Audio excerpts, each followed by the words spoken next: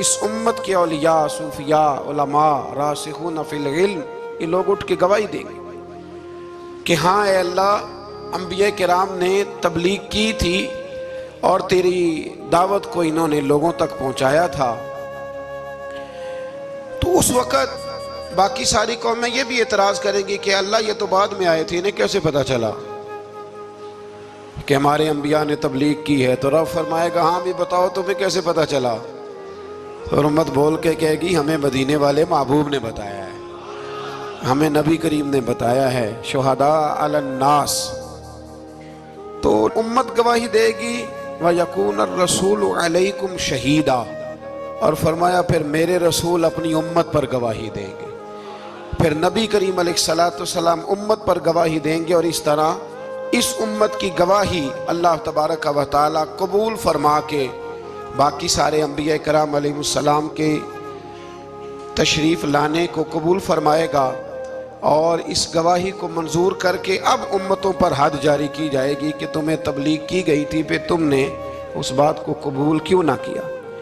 پھر جب ہم بڑھتے ہیں نا دوسرے سے تیسرے رکوع کی جانب، تو اس میں اللہ تبارک و تعالیٰ نے دوسرے رکوع سے پہلے ایک بڑا خوبصورت فرمان جو بڑا زبان زد خاص و عام ہے، ارشاد فرمایا فَاذْكُرُونِي أَذْكُرْكُمْ، تم مجھے یاد کرو میں تمہیں یاد کروں گا، وَاشْكُرُوا لِي وَلَا تَكْفُرُونَ، اور میرا شکریہ ادا کرو ناشکری نہ کرو۔ وہ پیر مہر علی شاہ صاحب کتھے مہر علی، کتھے مہر علی، کتھے وہ پیر صاحب پاک پتن شریف تشریف لے گئے تو وہاں نعرہ لگ رہا تھا حق فرید یا فرید۔ کچھ لوگ ہوتے ہیں نا فٹافٹ اعتراض کرتے ہیں، تو ایک صاحب نے پیر صاحب سے کہا یہ کیا نعرہ لگ رہا ہے؟ تو آپ فرمانے لگے یہ قرآن سچا ہو رہا ہے۔ کہا کیا مطلب؟ فرمایا اللہ کا وعدہ ہے تم میرا ذکر کرو میں تمہارے چرچے کرا دوں گا۔ تو فرمایا فرید الدین نے ساری زندگی رب رب کیا ہے، اب ان کے جانے کے بعد اللہ فرید فرید کروا رہا ہے۔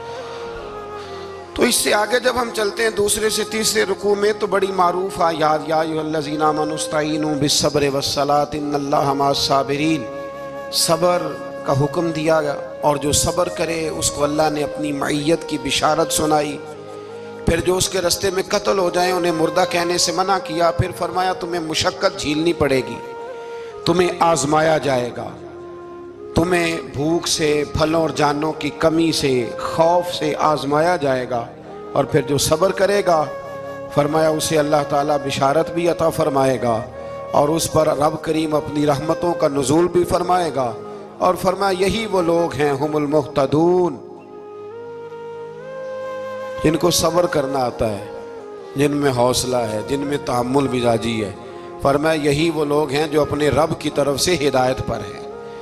اصل ہدایت اس آدمی کے پاس ہے جس میں پھر کوئی صبر بھی ہے، کوئی حوصلہ بھی ہے، کوئی سکون بھی ہے۔ پھر اس سے آگے جب ہم بڑھتے ہیں تو اللہ تبارک و تعالیٰ نے تھوڑے سے مسائل حج بیان فرمائے۔ پھر اس سے آگے جا کے اللہ تبارک و تعالیٰ نے اپنے رب ہونے کی کچھ نشانیاں، کچھ علامتیں بیان فرمائیں، اور وہ والی علامتیں بیان فرمائیں جو انسانی شعور کے مطابق ہیں، جن کو انسان روز دیکھتا ہے۔ فرمایا زمین آسمان کے پیدا کرنے میں، اور رات اور دن کے اختلاف ہونے میں، کہ جب رات ہوتی ہے تو دن نہیں ہوتا، اور جب دن ہوتا ہے تو پھر رات نہیں ہوتی۔ اور فرمایا یہ جو منوں ٹنوں وزن لے کے دریا اور کشتی سمندر میں چلتی ہے، فرمایا اس میں، اور جب ہم آسمان سے پانی برسا کر زمین سے پھل اگاتے ہیں، تو یہ ساری چیزیں دیکھ کے سمجھ جاؤ یہ خود نہیں بنی، انہیں کوئی بنانے والا ہے، انہیں کوئی بنانے والا ہے۔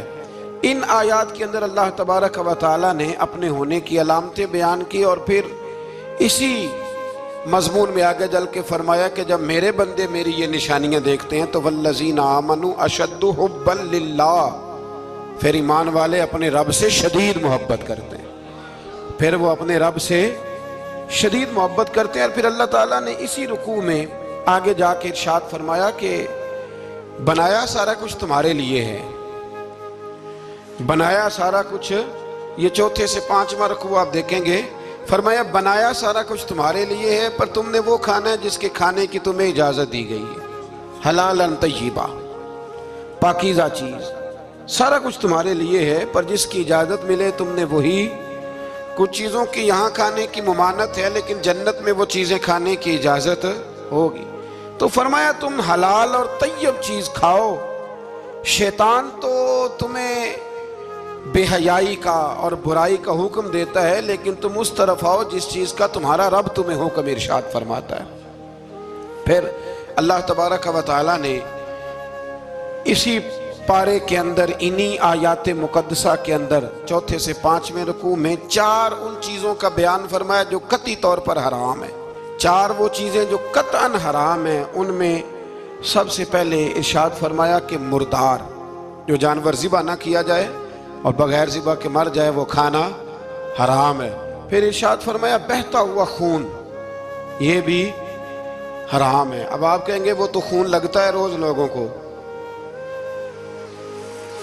وہ تو لگتا ہے، بوتلوں کی بوتلیں نوجوان خون دیتے ہیں۔ تو اس میں ہمارے بزرگوں نے مسئلہ یہ بیان فرمایا کہ ضرورت کے لیے دینا جائز ہے، مجبوری ہو تو پھر خون دینا، جس طرح انسان مر رہا ہو تو اس کے لیے مردار کھانا بھی جائز ہے۔ تو کوئی بیمار، اتنا بیمار کہ اب ڈاکٹر کہے کہ سوائے خون کے کوئی اور چارہ نہیں ہے تو وہ دینا جائز ہے، بالکل، جو دے گا اللہ اسے اجر بھی عطا فرمائے گا۔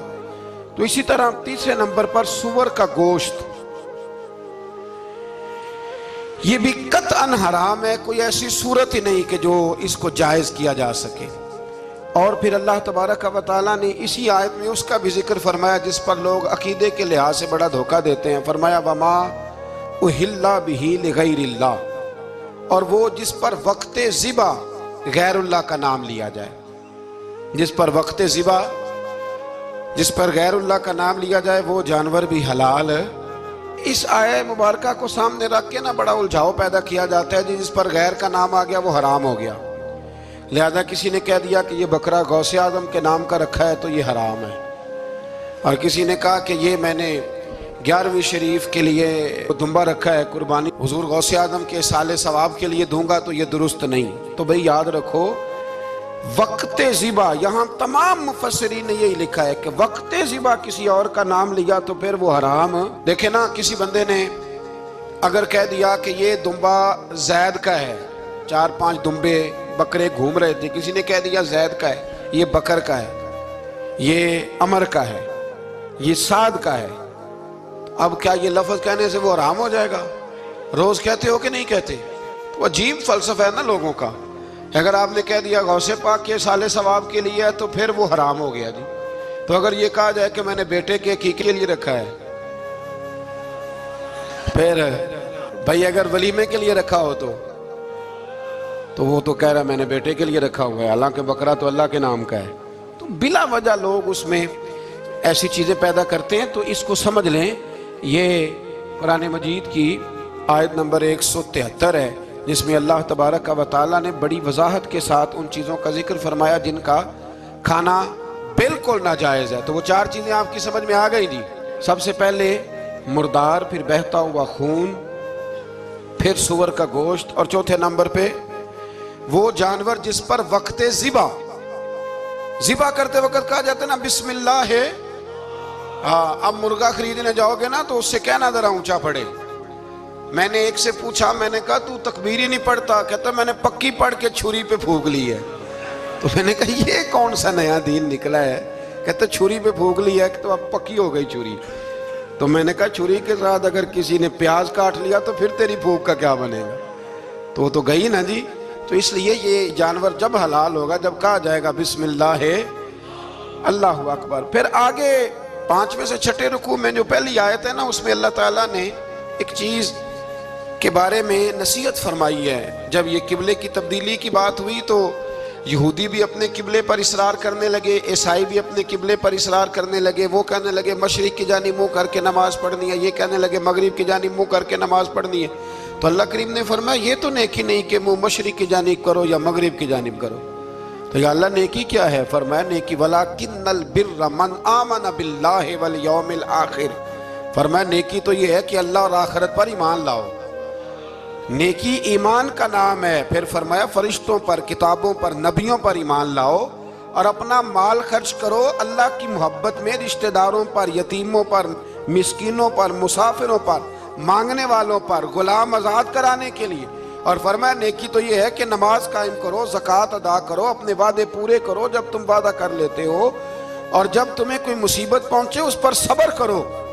فرمایا اولئک الذین صدقوا، یہ وہ لوگ ہیں جو نیکی کے دعوے میں سچے ہیں، جو ایمان بھی لائیں، خرچ بھی کریں، مصیبت پر صبر بھی کریں، یہ وہ لوگ ہیں جو ایمان کے دعوے میں سچے ہیں۔ وَأُولَٰئِكَ هُمُ الْمُتَّقُونَ، اور یہ وہ لوگ ہیں جو پرہیزگار ہیں اللہ سے۔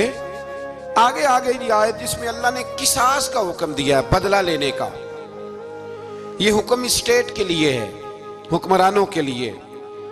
فرمایا کہ جب کوئی شخص کسی کے ساتھ کوئی ظلم کرے تو پھر اس کا بدلہ لو۔ تو کس طرح بدلہ لینا ہے؟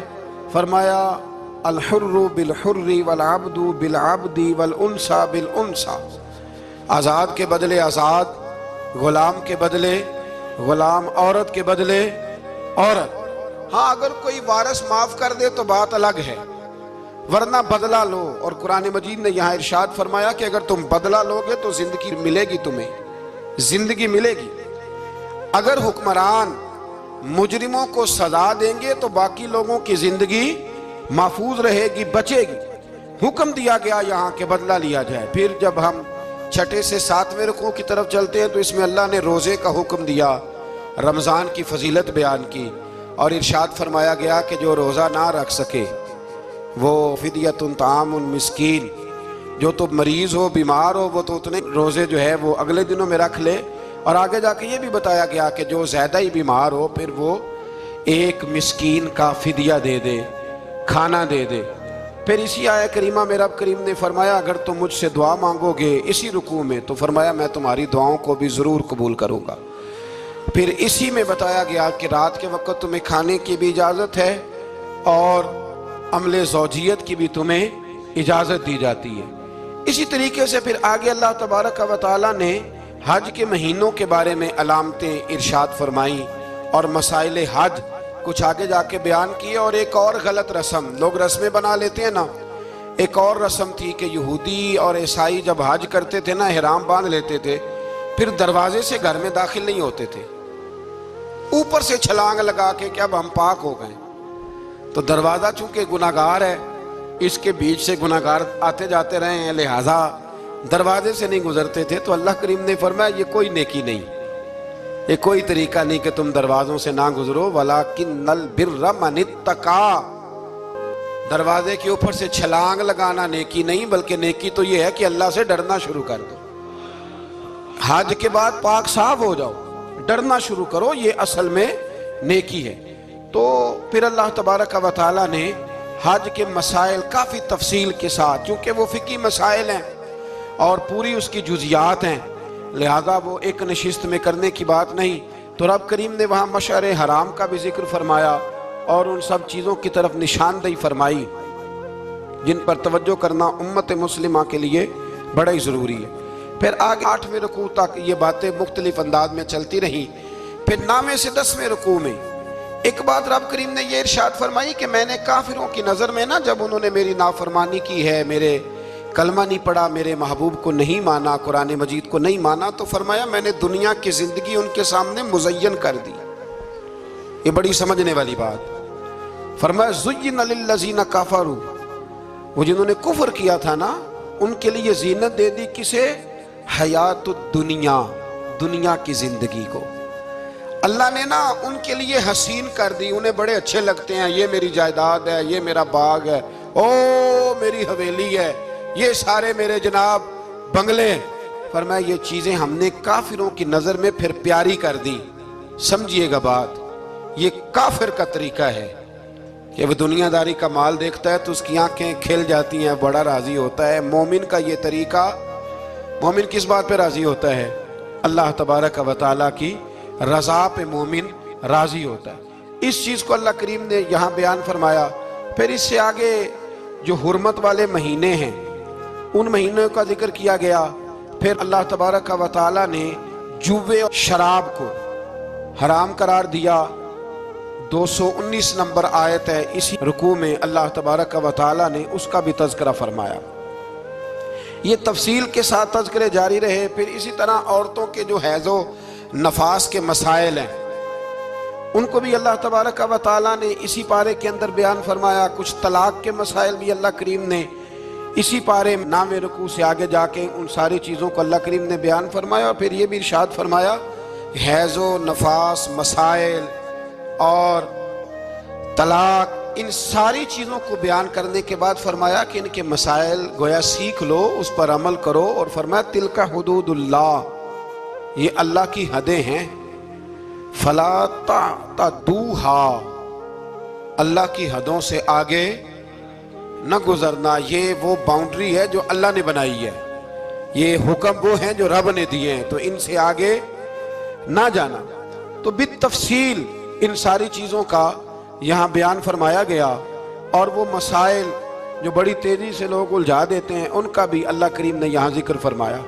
بیچ میں کچھ آیات ایسی ہیں جو زیادہ توجہ کے قابل ہیں اور ہماری روزمرہ کی زندگی میں ہمیں ان کی بڑی اشد ضرورت ہے، جو اگرچہ مسائل فقہ تو نہیں لیکن ضرورت کے لحاظ سے، روزمرہ کے اخلاقی رویوں کے لحاظ سے اس کی بڑی ضرورت ہے.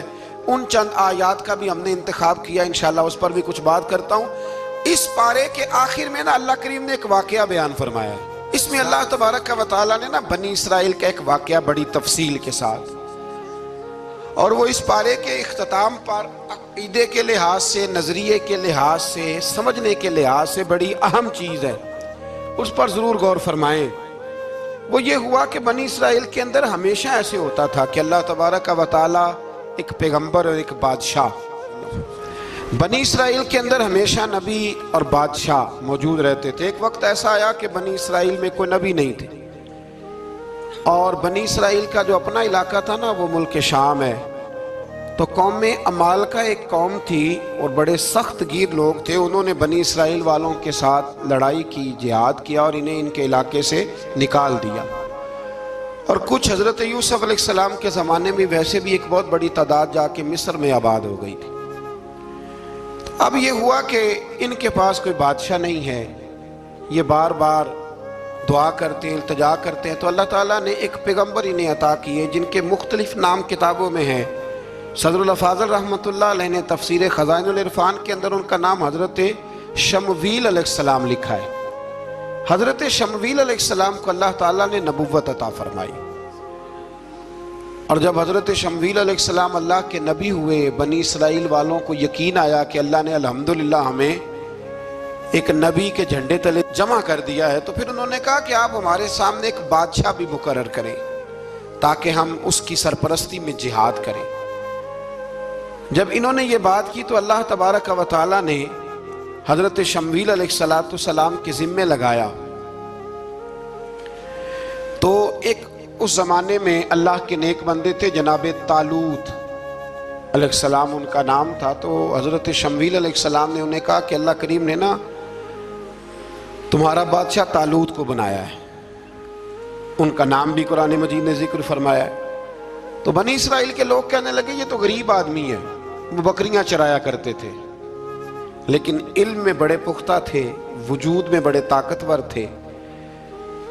تو کہا کہ یہ تو غریب آدمی ہے، تو ہم تو زیادہ حق رکھتے تھے کہ ہمیں بادشاہ بنایا جائے. تو حضرت طالوت علیہ السلام کے بادشاہ بننے کے بعد حضرت شمویل علیہ السلام نے جو بات کی اللہ کریم نے اسے قرآن مجید میں بیان فرمایا. رب فرماتا ہے بسطۃ فی العلم والجسم، اسے اس لیے تمہارا بادشاہ بنایا گیا ہے کہ اسے ہم نے کشادگی دی ہے، علم میں بھی اور جسم میں بھی.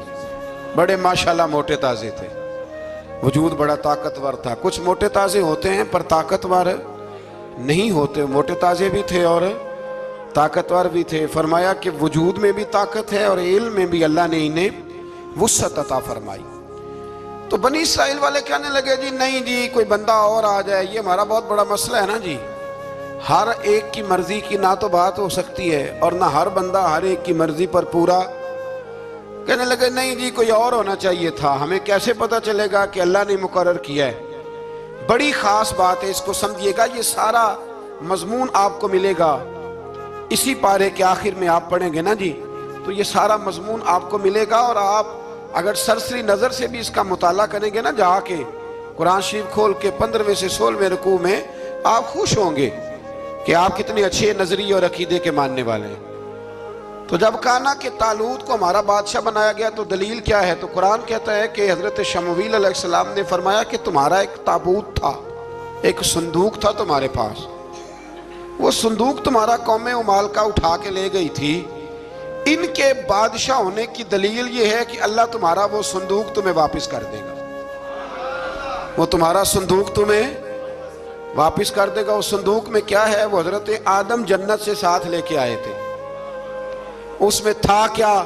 تو قرآن مجید کہتا ہے کہ اس کے اندر نا حضرت ہارون علیہ السلام اور حضرت موسیٰ علیہ السلام کے تبرکات تھے، تبرکات۔ کل میں ایک مولوی دیکھ رہا تھا بیچارہ، ایک بندہ نا مسجد نبی کے ساتھ غلاف اور شاید کوئی کفن تھا، وہ مسجد نبی کی دیواروں سے مس کر رہا تھا، تو وہ کہہ رہا تھا نہیں اس سے کیا ہوتا ہے، تبرک کوئی چیز نہیں، اچھے اعمال کی وجہ سے بندہ بخشا جائے گا۔ میں نے کہا تو مجھے ملے تو میں تجھے بخاری کھول کے دکھاؤں کہ حضرت عبد الرحمن ابن عوف جنہیں حضور نے قطعی جنتی کہا، حضور کے وجود پر کرتا دیکھ کے کہنے لگے حضور بڑا ہی سونا لگ رہا ہے، تو فرمایا تجھے چاہیے حضور مل جائے تو کیا ہی بات ہے۔ نبی پاک نے عطا کیا تو صحابہ کہنے لگے عبد الرحمن آپ کو تو ضرورت نہیں تھی، آپ کے پاس تو بڑے لباس ہیں، تو یہ کرتا حضور نے قبول کر لیا، کوئی لے کے آیا اور آپ نے مانگ لیا، تو وہ رو پڑے، کہنے لگے پہننے کے لیے نہیں مانگا، یہ حضور کے جسم سے لگ گیا ہے، میں نے کفن بنانے کے لیے مانگا ہے۔ تو کہتا ہے حضور کے تبرک میں خیر کوئی نہیں۔ اور آپ یقین کریں ان لوگوں پہ حیرانگی ہے، ہم نے بھی مرنا ہے نا جی، بڑی جلدی قبر میں جانا ہے، وقت کا کچھ پتہ نہیں، لیکن اتنے اندھے ہو کر لوگ چیزوں کو دیکھتے ہیں اور اس تیزی کے ساتھ گمراہی پھیلاتے ہیں۔ مجھے باقاعدہ کسی نے ویڈیو بھیجی اور کہنے لگا جی دیکھیں کتنی اچھی بات کر رہا ہے، لوگوں کو سمجھائیں، تو میں نے کہا نہیں اس کو سمجھانے کی ضرورت ہے۔ اور میں نے اس کو دیکھا ہے، وہ جو لال رومال والا میں نے دیکھا ہے، وہ ڈھونڈ ڈھونڈ کے جاہلوں کو پکڑتا ہے، تلاش کرتا ہے، اور اگر کوئی مل جائے بات بتانے والا تو پھر وہ خود پکڑا جاتا ہے، اور کئی دفعہ پکڑا گیا تو نکل گیا ہے۔ اللہ تعالی ہمیں سمجھنے کی توفیق دے، ہم سیانے ہو جائیں تو یہ دور دور تک نظر نہیں آئیں گے انشاءاللہ۔ تو وہ تابوت آئے گا، بنی اسرائیل والوں سے کہا تابوت میں کیا تھا سن لو، اور یہ قرآن مجید ہے۔ آج میری ماننا یہ 15 سے 16 رکوع ضرور ہی پڑھنا کہ وہ آخر تابوت میں کیا تھا، کھولنا ذرا۔ قرآن مجید کہتا ہے کہ حضرت موسیٰ علیہ السلام اور حضرت ہارون کے تبرک تھے، تو تبرک کیا تھے؟ تمام مفسرین نے لکھا ہے کہ حضرت موسیٰ کا ایک کرتا تھا، ایک ڈنڈا تھا، جوتے تھے، اور جناب ہارون علیہ السلام کا امامہ شریف تھا، اور تورات کی کچھ تختیاں تھی۔ تو اس کا فائدہ کیا تھا؟ اس تابوت کا فائدہ یہ تھا کہ بنی اسرائیل والے جب اپنے دشمنوں سے لڑتے تھے، تابوت سامنے رکھ کے دعا مانگتے تھے، اللہ انہیں کامیابی عطا کر دیتا تھا۔ تو قوم عمالقہ کو بھی پتہ چل گیا کہ صندوق میں کچھ شے ہے جس کی وجہ سے یہ کامیاب ہو جاتے، وہ صندوق اٹھا کے لے گئے۔ اب ان کی کم بختی یہ، کم نصیبی یہ کہ انہوں نے جا کے اسے روڑی پہ پھینک دیا۔ جب روڑی پہ پھینکا تو ان کے اندر بیماریاں آ گئیں، وبائیں پھوٹ پڑی، مرنے لگے، وجود پھولنے لگا۔ پھر ان کے دلوں میں بات آئی کہ یہ ہم نے اس صندوق کی بے ادبی کی ہے۔ صندوق میں کیا ہے؟ تبرکات۔ ہمیں کہتے ہیں جی نالین کا نقشہ کیوں لگایا ہے؟ تمہارے تو بزرگوں کا عقیدہ ہے سر پہ رکھنے کو مل جائے اگر نقش نالے پاک حضور تو پھر کہیں گے کہ ہاں تاجدار ہم بھی ہیں۔ تو کہا کہ اس کے اندر یہ تبرکات تھے، انہیں بھی سمجھ میں آئی، تو انہوں نے نا بیل گاڑی منگائی اور وہ صندوق اٹھا کے اس کے اوپر رکھ دیا۔ اب کیا ہوا؟ قرآن کہتا ہے کہ فرشتوں نے نا اس صندوق کو وہاں سے اٹھایا۔ مفسرین نے لکھا ہے اس کا معنی یہ بھی ہو سکتا ہے کہ اس بیل گاڑی کو ڈائریکشن پہ لگایا، ادھر سے حضرت شمویل علیہ السلام نے جناب طالوت کو بادشاہ بنا دیا، اور ادھر سے وہ صندوق چل پڑا۔ کہا بھئی ہم ان کو کیسے بادشاہ مانے؟ تو فرمایا بادشاہ اس طرح مانو گے کہ تمہارا وہ صندوق آ جائے گا، اور قرآن کہتے ہیں اس صندوق میں تمہارے دلوں کا سکون ہے، اس میں تمہارے دلوں کا۔ اور بھائی ہماری تو کوشش ہوتی ہے بزرگوں سے کوئی چیز مل جائے، اللہ والوں کا کوئی تبرک ہمارے ہاتھ آ جائے۔ تو وہ صندوق آ گیا، یہ مان گئے۔ اب جہاد کرنے نکلے تو لڑنا تھا جالوت کی قوم کے ساتھ، وہ بڑا سخت آدمی تھا، 3 मन सोना उसने वजूद पे पहना होता था। उसकी कौम से लड़ना है, टोपी बड़ी तगड़ी पहनी होती थी लोहे की। अब कौन लड़े? एक नौजवान थे जिनका नाम था दाऊद अलैहिस्सलाम। वो भी बकरियां चराया करते थे। और जिन दिनों हजरत तालूत निकले ना अपनी कौम को लेकर जालूत के खिलाफ लड़ने, तो हजरत दाऊद भी शामिल हो गए। अल्लाह जब किसी को नवाजता है ना तो फिर खास ही करम नवाजी करता है। मुफस्सिरीन ने लिखा जब ये जा रहे थे ना, वहां जा रहे थे तो रास्ते में इन्हें 3 पत्थर मिल गए। इन्होंने वो तीनों पत्थर उठा लिए। उस जमाने में पत्थर फेंकने के लिए छोटी छोटी लोगों के पास चीजें हुआ करती थी। उसको कोफन भी लोग कहते थे, मंजनीक, उसको सामने रख के फिर बनाई गई।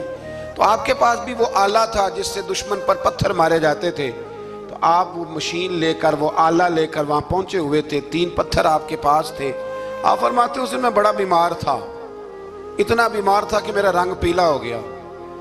अब वो जालूत के सामने कोई नहीं जाता था। तो जनाब तालूत कहने लगे कि जो जालूत को मारेगा ना, यानी इनके बादशाह को, इस कौम के, तो मैं उसे अपनी आधी सल्तनत भी दे दूंगा और अपनी बेटी का निकाह भी उसके साथ कर दूंगा। देखें अल्लाह नवाजता है तो किस अंदाज में नवाजता है। तो हजरत दाऊद कहते हैं वो दूर खड़ा था तो मैंने ना 3 पत्थर मारे। भाई हिम्मत करना तो हमारे जिम्मे है कि नहीं? मेरी मिल्लत का जवान कहता मैंने करना कराना कुछ नहीं। यानी अगर आप कहें ना कुछ करो तो फिर वो कोई काम करने की मतलब मामला। वो मुझे कल एक संगी कह रहे थे, कहने लगे जी अल्लाह के फजल से कुछ भी नहीं करना पड़ा, मुर्शद ने नजर कर दी। मैं क्या मैनू मिलनगे तो मैं उन्होंने समझावांगा कि कुछ करा के नजर करया करो, क्योंकि मेरे वो दोस्त हैं, मैं उन्हें जानता हूँ। नजर में बड़ा कुछ होता है, लेकिन अल्लाह भी तो बंदे पे बड़ी नजर रहमत करता है ना। लेकिन कहता है 5 नमाजें पढ़, रमजान के रोजे रख, ज़कात फर्ज हो तो अदा कर, ये सारे काम कर, सच बोल, दयानतदारी कर, फिर मैं अपने फजल से तुझे जन्नत अता करूँ। तो ये जो रवैया हमने बनाया ये दुरुस्त नहीं। तो फरमाते हैं 3 पत्थर मैंने मारे, अल्लाह ने इतना फजल किया कि वो भी मर गया। और उससे छू के मेरे पत्थर आगे बढ़े तो उसकी फौज के 30 आदमी भी मर गए। 3 पत्थरों से 31 बंदे अल्लाह ने मार दिए। फरमाते इसलिए कि हाथ मेरे थे और ताकतें मेरे रब करीम की थी। तो हजरत दाऊद अलैहिस्सलाम के हिस्से में जनाब तालूत की साहिबजादी भी आई, आधी सल्तनत भी आई। काफी साल हजरत तालूत हयात रहे, फिर उनका विसाल हो गया। तो सारी सल्तनत हजरत दाऊद को मिली और फिर अल्लाह तबारक व तआला ने उन्हें नबूवत भी अता फरमाई। ये दुनिया में वाहिद पैगंबर हैं जो बैक वक्त नबी भी थे और बादशाह भी थे। और फिर अल्लाह ने फजल फरमाया, इन्होंने बड़ी बड़ी फतूहात की। और फिर हजरत दाऊद के साहिबजादे का नाम हजरत सुलेमान अलैहिस्सलाम, फिर उनके साहिबजादे का नाम हजरत। तो ये हुआ कैसे? ये सारा कुछ अल्लाह तबारक व तआला के फजल से हुआ, उसके करम से हुआ। अब इस वाक़या से हमें क्या पता चलता है? हमें ये पता चलता है कि रब जब फजल फरमाए ना किसी पे भी, तो हमें उस बंदे को देख के राजी होना चाहिए, कोई शिकवा नहीं करना चाहिए। और दूसरी बात ये समझ लेना चाहिए कि हुकूमतें, माल, दौलत ये सिर्फ सियासतों से नहीं मिलती, ये खुदा के फजल से मिलती है। और ये भी समझ लेना चाहिए कि जो बुजुर्गों के तबरुकात होते हैं उनकी क्या ही बात होती है। चंद बातें ऐसी थी कि मेरा दिल करता था उनको दोहराया जाए और ख़ास करके उन बातों पर तवज्जो की जाए। यहाँ ना अल्लाह तबारक व तआला ने उन बातों में से एक बात का जिक्र फरमाया है। यहाँ 207 नंबर जो आयत है ना इसी पारे की, उसमें अल्लाह करीम ने फरमाया कुछ लोग ऐसे हैं जो अपनी जानें ही अल्लाह के हवाले कर देते हैं। जिंदगी का मकसद ही दीन होता है, लुटा देते हैं। ये नाजिल कब हुई? यह आयत मुबारक हजरत सुहैब रूमी के बारे में नाजिल हुई। हजरत सुहैब रूमी रदी अल्लाह तआला अन्हु बड़े मालदार थे। मक्के से जब चले ना तो सारा माल मक्के में छोड़ दिया, इसलिए कि अल्लाह के रसूल मदीने चले गए। फरमाते हैं फिर मैंने मालो दौलत की परवाह नहीं की, फिर मैंने ये सोचा कि मैंने अपने हबीब के पास जाना है। सारा माल एक जगह पे दबाया और फरमाते हैं मैं मदीना तय्यबा के लिए जब निकला तो कुफार ने, कुरैश मक्का ने रोका, हम नहीं जाने देंगे। तो हज़रत सुहैब रूमी फरमाने लगे भी सुनो मैं कमज़ोर नहीं, मैं ताकतवर आदमी हूँ, اور تم میں سے کوئی ایسا مائی کا لال نہیں جو تیر چلانے میں مجھ سے زیادہ سیانا ہو، تلوار چلانے میں مجھ سے زیادہ عقل مند ہو۔ جانا مدینے میں نے ہے، اب یہ ہے کہ تم بتاؤ میرے ساتھ تیروں تلواروں سے لڑو گے یا میں تمہیں ایک سودا بتاؤں وہ سودا کرو گے؟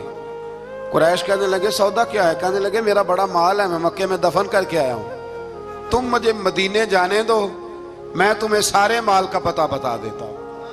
ہزاروں لاکھوں میں تھا مال تجارت، دیکھیں جب صحابہ مدینے جاتے تھے تو کتنی قیمت دے کے جایا کرتے تھے۔